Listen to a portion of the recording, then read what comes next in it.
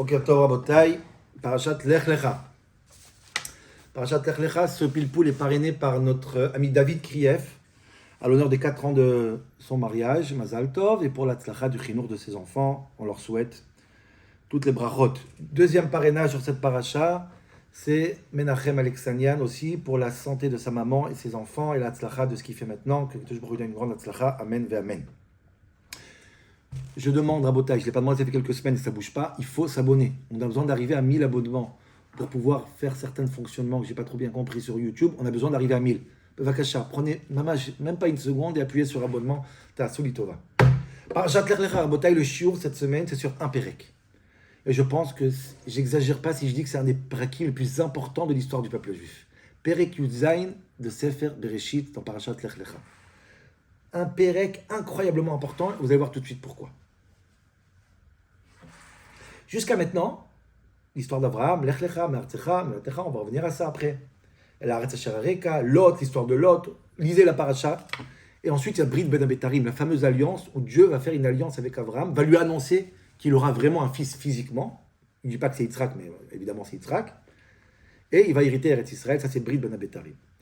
Ensuite, on va commencer Perek Yudzaïn. Là, il y a, si vous voulez, la vie d'Abraham commence. Et à 99 ans, il va devenir Abraham. Il y a une bride spéciale qui va s'introduire maintenant, avec lui, sa femme, et tout va changer. Je pense que tous les 99 ans d'Abraham jusqu'à maintenant, c'était une préface pour Perek Yudzaïn.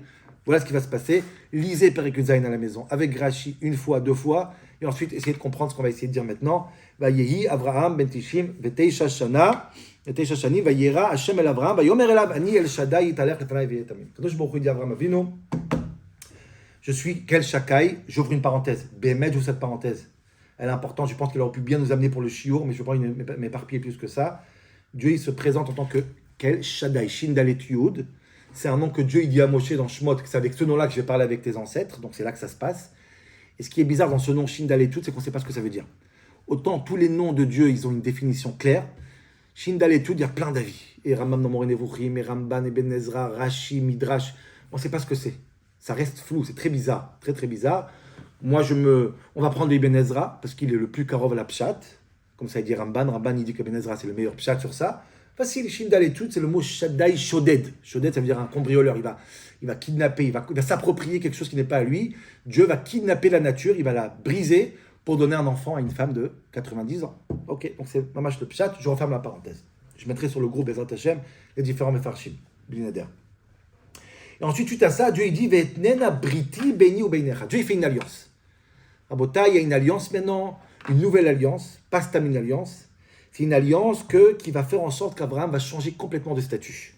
Velo ikareo chimcha Avraham ve'aya shimcha Avraham ki av hamon goim netaticha. Quand je me dis Avraham Avinu, à partir d'aujourd'hui, tu t'appelles Avraham, tu changes de statut, tu changes d'envergure, tu vas devenir Avraham.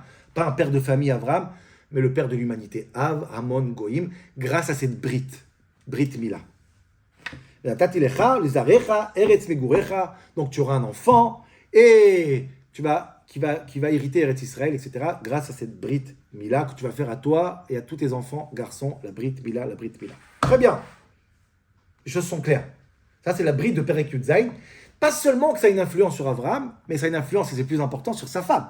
Sa femme, Dieu, il dit, Vayomer Elohim el Avraham, Sarai ishtecha lo tikra et shema Sarai. Sarai aussi, elle change de prénom. Elle va s'appeler dorénavant Sarah, ou Berachti Ota, et bien sûr, c'est elle qui aura l'enfant, que je t'ai parlé depuis le début, qui va hériter Eretz Israël. Avraham, il entend ça, avec Paul, Avraham, il dit, quoi? Mais j'ai 100 ans. Elle a 90 ans, c'est pas possible. Il se met à rigoler.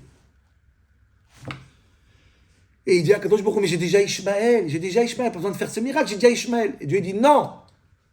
Perek Yudzaïn, c'est la nouvelle que c'est Yitzhak. Tout ce que je t'ai parlé depuis avant, c'est Yitzhak, c'est pas Ishmaël. C'est lui qui va hériter Eretz Israël, c'est lui, et c'est lui, et c'est lui, et c'est lui.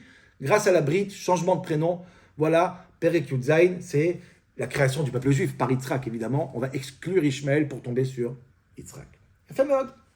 Parfait. Ça, c'est Perek Yudzaïn. Maintenant, je voudrais, Birchutrem, après que vous avez lu et relu Perek Yudzaïn, vous poser quelques questions passionnantes autour de ce Perek pour comprendre l'enjeu de ce Perek. Et ce chidouche, cette explication, rarement je peux dire ça, mamash fondamentale, mamash de la création du peuple juif, parce qu'on est Sefer Bereshit, Et Sefer Bereshit, qui veut dire la création, le commencement, tout ce qu'il y a dans Sefer Bereshit, c'est un commencement. Commencement du monde, commencement du peuple, commencement de l'humanité, commencement des animaux, tout est commencé. Et là, on commence le peuple juif. Et Perek Yud Zayin, ça se passe. Avraham Avinu devient Avraham, le premier des Avot. La naissance d'Yitzhak. Première question, je l'ai pris du Rav Abarbanel. Abarbanel pose une question assez logique. Il dit, attends, j'ai pas compris. C'est quoi l'enjeu de Perek Yud Zayin? Je vais faire une Brit Mila. Et je dis en parenthèse, j'ouvre, c'est pas Stam Perek Yud Zayin. C'est pas Stam une Brit Mila. La Mishnah, elle dit qu'il y a 13 fois le mot Brit dans Perek Yud Zayin. Et chaque fois qu'on fait Brit Mila, c'est comme 13 Britot. Une Gimel Britot n'écrit tout. C'est incroyable cette Brit. Dit Abarbanel, mais qu'est-ce qu'il y a de spécial? Tout ce qui est annoncé dans Perek Yud Zayin a été déjà annoncé au Brit Ben Abetarim. Sans nom, il n'y a pas de problème. Mais le fils, c'est Yitzhak, Eretz Israël est annoncé, tout est annoncé. En fait, dans Perek Yud Zayin, on précise simplement les clauses du contrat. On ne fait pas, Abarbanel dit, on ne fait pas une brite spéciale, on ne fait pas couler du sang ou 13 britotes ou je ne sais pas trop quoi, et on ne change pas de prénom pour juste une précision. C'est trop. Ça a l'air que dans Perek Yud Zayin, il y a quelque chose de nouveau qui se passe.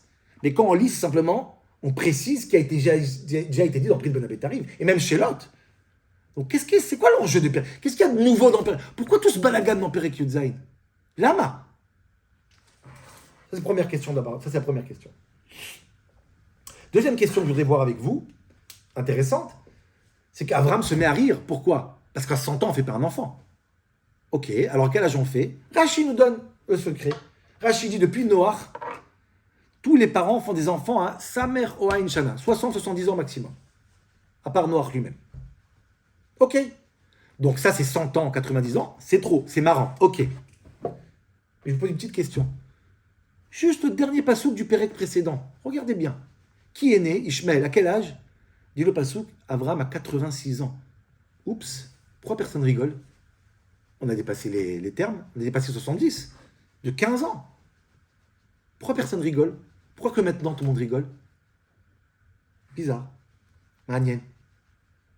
Ishmaël n'est pas marrant. Mouza. Troisième question, Rabotaï.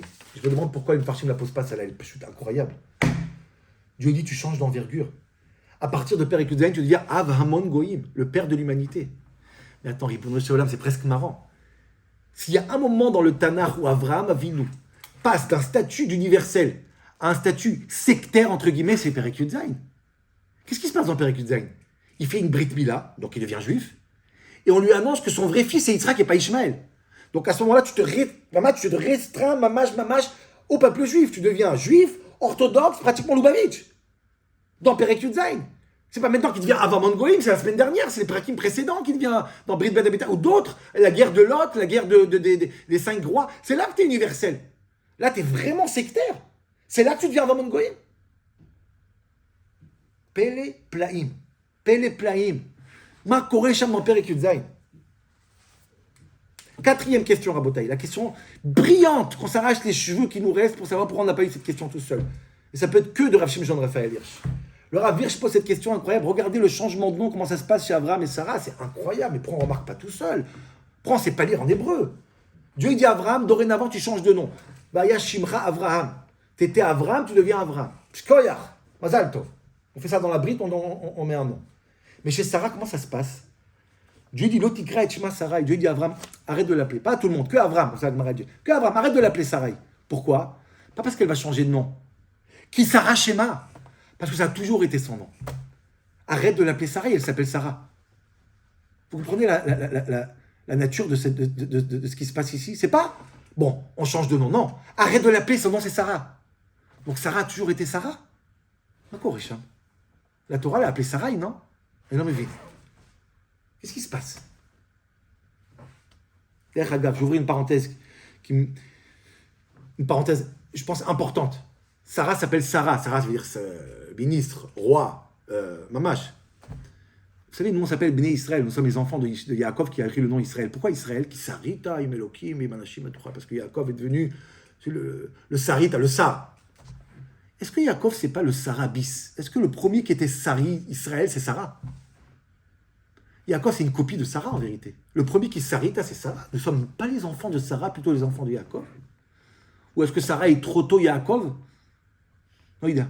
Je ferme la parenthèse. On va venir à la fin, peut-être, sur ça. Dernière remarque des Hagav. On annonce cette semaine la naissance de Yitzhak. La semaine prochaine, la même annonce. Dieu va dire à Sarah qu'Aet Raya, dans un an, il va naître. C'est deux annonces pour la même chose. Je ne parle même pas de Bet Betarim. C'est avec le nom. Dieu, il dit, tu vas t'appeler Yitzhak. Et la semaine prochaine, Dieu, il va dire à Abraham et Sarah, dans un an, tu auras un enfant. Et il y aura les mêmes réactions, le même rire, etc. Deux annonces pour le même enfant.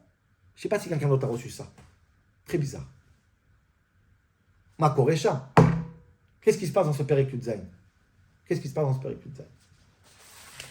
Et tout ça m'amène à une réflexion, Rabotai. Alors, je vous dis sincèrement, cette réflexion, je l'ai eu j'en ai parlé plusieurs fois, pas en entière, mais pauvre Cham des points, parce qu'elle m'interpelle énormément.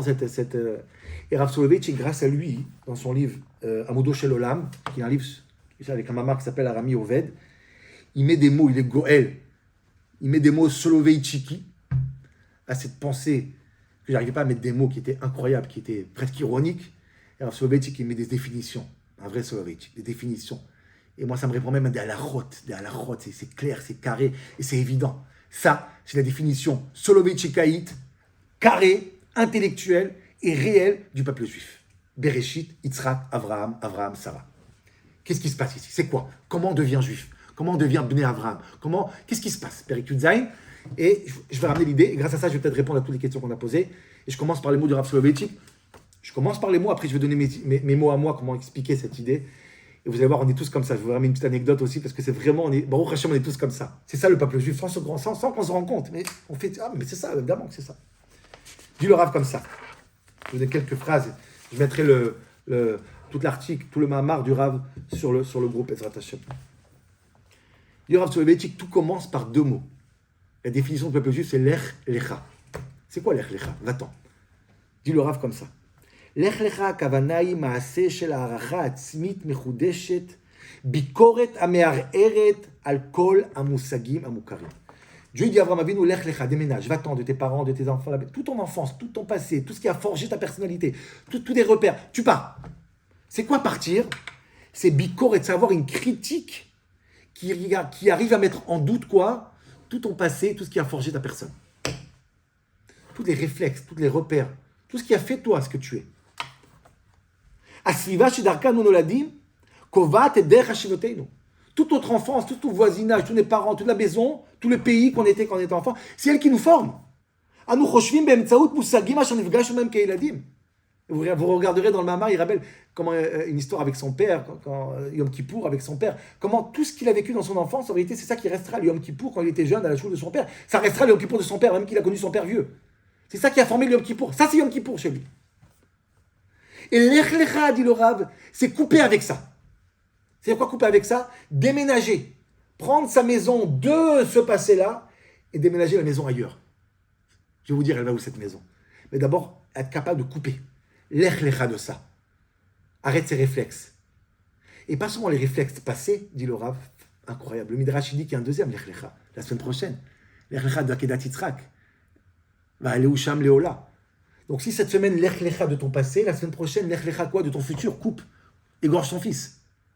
Dit le Rav, à Adam Amotse et Elohim, l'homme qui a pu déménager. Il a enlevé sa maison, il l'a déménagé de la terre et il l'a mis au ciel. Je vais expliquer cette notion. C'est pas du tout abstrait, vous allez voir.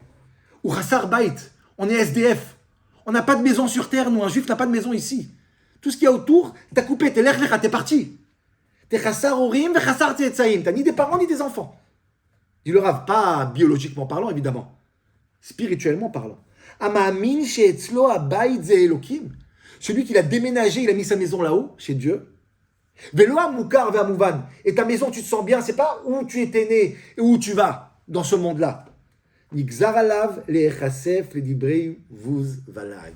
À ce moment-là, quand tu as déménagé, tu vas susciter chez ceux qui sont autour de toi, c'est-à-dire tout ton entourage, les nations du monde, bouz valag, des moqueries, du mépris et du tzrok, de l'ironie. Le passage qui dit alag asha ananim abouz lik eyonim. C'est incroyable, c'est incroyable. Je vais expliquer ça. C'est tellement vrai, c'est tellement vrai. L'ech lecha, la galoute, regarde, le rabbi, ça commence déjà depuis Adam Arishon, qu'on dit l'ech lecha du Gan Eden. Vous savez c'est quoi l'ech lecha? L'ech lecha, je vais utiliser une phrase qui vient directement de ma marine le plus profond de Torah Tarasidut. Cette phrase, je vais dire en hébreu, après je vais expliquer parce que c'est la même phrase, mais dans les noms du Rav Soloveitchik. La phrase chassidique dit Elokim bipshitut ve'haolam beitratshut. Dieu c'est pashut, l'olam c'est le chidouche. J'explique cette notion. Je vais commencer par l'anecdote. C'est elle qui m'a bouleversé cette anecdote. Et là j'ai compris, Baruch Hashem, c'est quoi le juif. Vous allez tout comprendre avec ça. C'est évident. C'est comme une évidence. La première soukha qu'on a fait à Deauville, on fête les 13 ans, Bezrat Hashem, Bekarov. Enfin, cette année, c'est les 13 ans. Et une des premières soukha qu'on a fait, c'était pas à Deauville, c'était à Tourgeville. On avait un terrain énorme, pour ceux qui se rappellent. On a fait une soukha, on a vraiment fait une soukha de 200-250 places, et elle était pleine. C'était la seule soukha parce qu'on n'avait pas à Deauville encore. Et quelqu'un de la choule m'a dit, je veux ramener, il faut que un des PDG de l'hôtel Barrière, Normandie, à Deauville, vienne voir ça, c'est incroyable. Donc c'est un goy, il est venu. Et donc je le fais rentrer dans le soukha, j'ai regardé cette magnifique soukha, cette magnifique cabane, regardez, waouh, c'est grand, avec le srar, c'est magnifique, je m'emballe comme un bachor yeshiva. Et il regarde, il est impressionné, évidemment, 200 personnes en hiver qui mangent dehors, mais il y a un décalage qui se crée énorme. Comprenez bien, je suis en train de parler, j'ai l'impression qu'il y a un fossé qui se voit. Je lui dis c'est magnifique, et lui il est en train de me dire, sans me dire, écoute, c'est intéressant, oui, c'est bizarre peut-être même un peu, oui, mais magnifique, c'est pas. S'il te plaît. Des bâches bleues avec des planches là-haut, c'est pas magnifique. Magnifique, c'est mon hôtel. Le lustre, le chêne, les rideaux. Ça, c'est pas magnifique. Et dans ses yeux, il est en train de dire ça. Je suis en train d'entendre sans qu'il le dise. De quoi il parle? Rabotai, une soukha, c'est pas beau. C'est du bois. S'il y a du bois, si c'est les voûtes, c'est même vide. Mais chez nous, Rabotai, pour quelqu'un qui a déménagé de cette terre pour mettre sa maison là-haut, vous savez, c'est quoi quelque chose d'esthétique et de beau? Une soukha, c'est beau.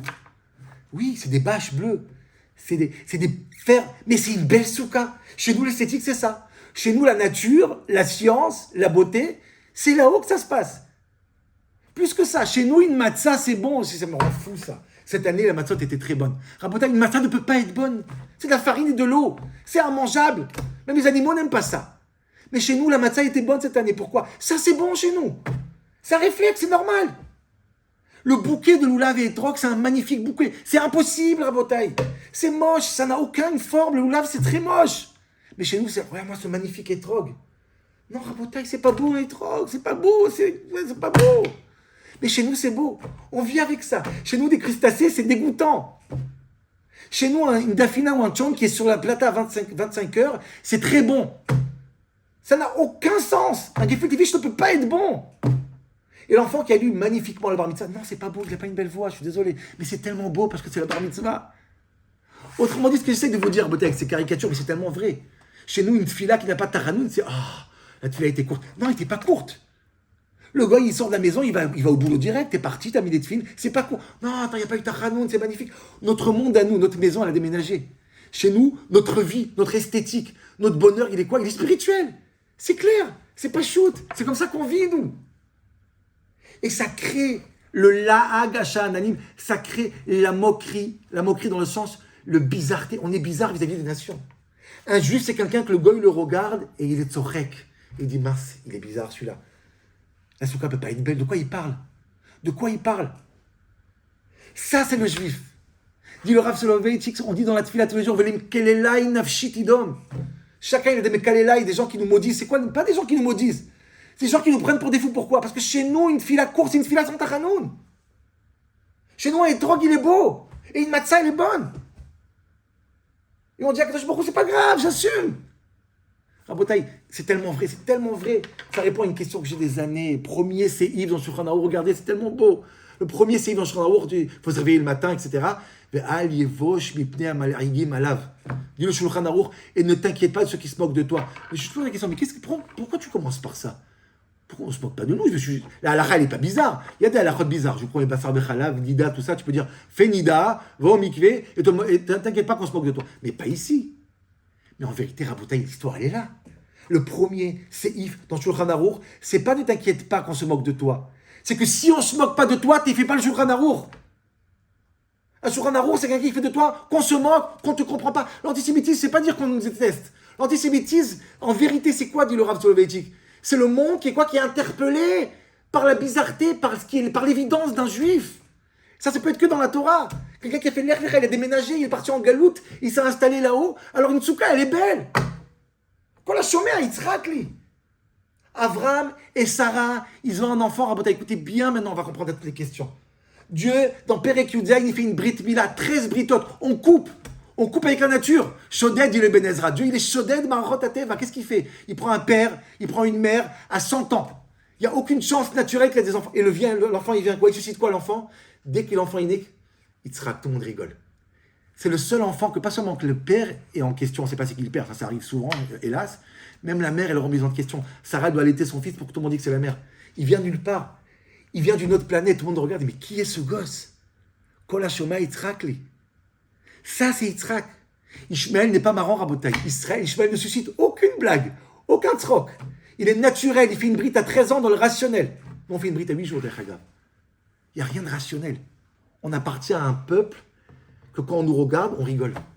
Mais c'est un lag, Hashadanim, c'est tellement doux ce son de troc.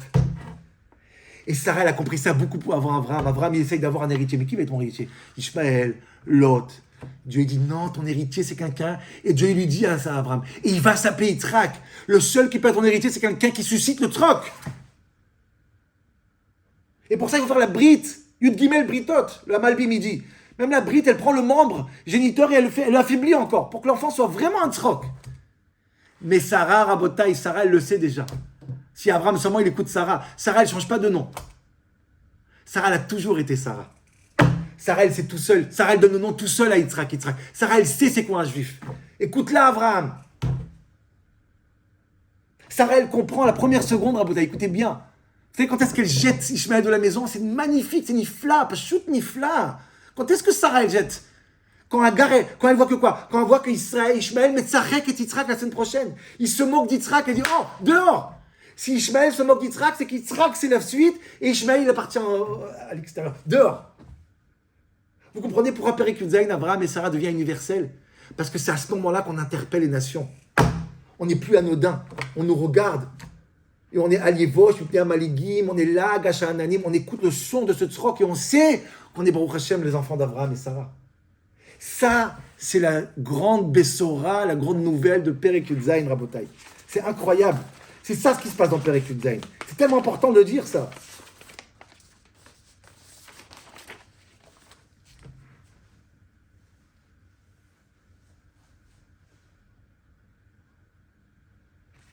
On est les enfants de Sarah, Rabotai, je pense. Sarah avant Yaakov. Sarah, elle a compris. Ça répond à la question du Rav Hirsch. Sarah a toujours été Sarah. Qui Sarah Shema. Sarah, de manière intuitive, elle sait quoi? Elle sait que un juif, c'est quelqu'un qui suscite le tzrok. Ça, Rabotai, c'est Perek Yudzaïn de Parashat Lech Lecha. Ça, c'est le peuple juif. Lech Lecha. Vayitalchu migoy el goy umyamlacha el amacher. Ça, c'est la galoute. Ça, c'est la souka. Regardez le mamar de Rav Soloveitchik. Ça, c'est l'ADN du peuple juif. Ça, c'est Yitzhak. Ça, c'est Perek Yudzaïn. Ça, c'est la brite. Voilà,